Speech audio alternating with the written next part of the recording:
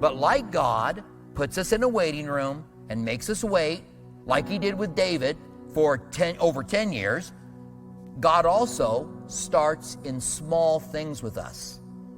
God starts with us being involved in a smaller way. Sometimes when people are interested in becoming a pastor, they'll ask me, what do you think I should do? What should be the first steps that I should do in becoming a pastor? And I'll say, I think you should start teaching.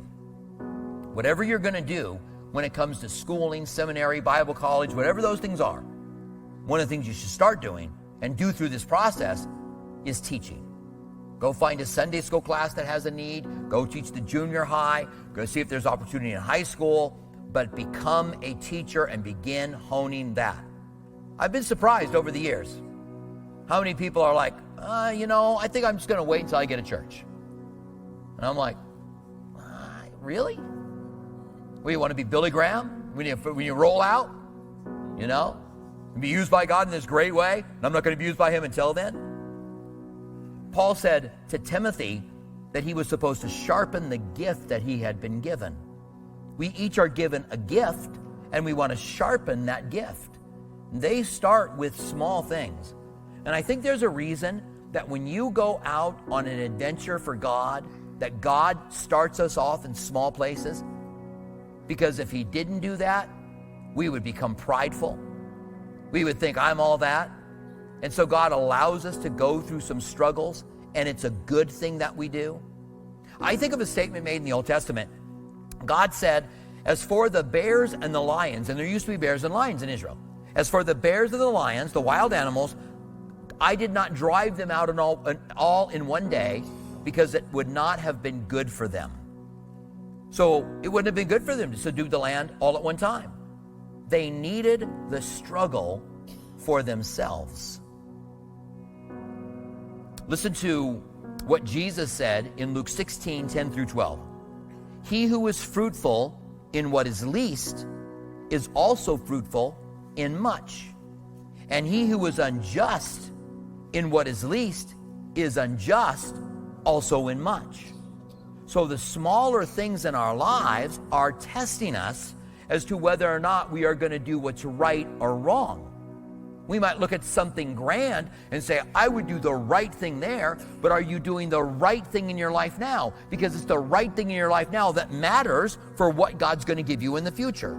Jesus goes on to say, therefore, if you have not been faithful in unrighteous mammon, which is money and possessions, who will commit your trust in true riches? If you have not been faithful in what is another man's, who will give you what is your own? If you aren't faithful as you're ministering alongside of someone else, then how would God ever give you your own ministry to be involved in if you're not showing yourself faithful alongside of someone else? So the faithfulness in the small things, the faithfulness in ministry for the sake of ministry, helps us to get prepared for what God has for us in the future. And I just want to say, I think that this stalls many young men and women in ministry. Many young men and women who say, I want to be used by God, I want God to use me. I think it stalls them here because they just don't see the small things in life as being that important. They're looking towards the grand things and can't see it. Jesus told another parable of the talents in Matthew 25:21, where he said, the Lord said, well done, good and faithful servant.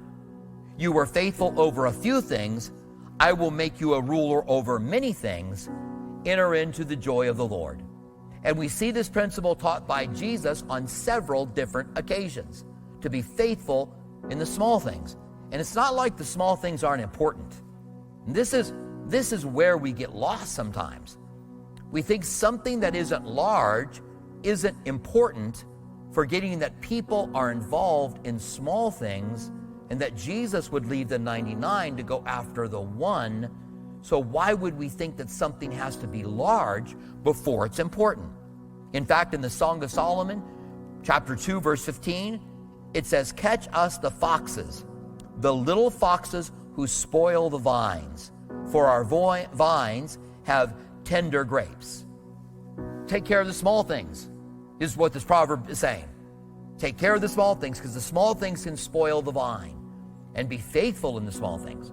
Because when you are faithful in the small things, then he can make you faithful over more.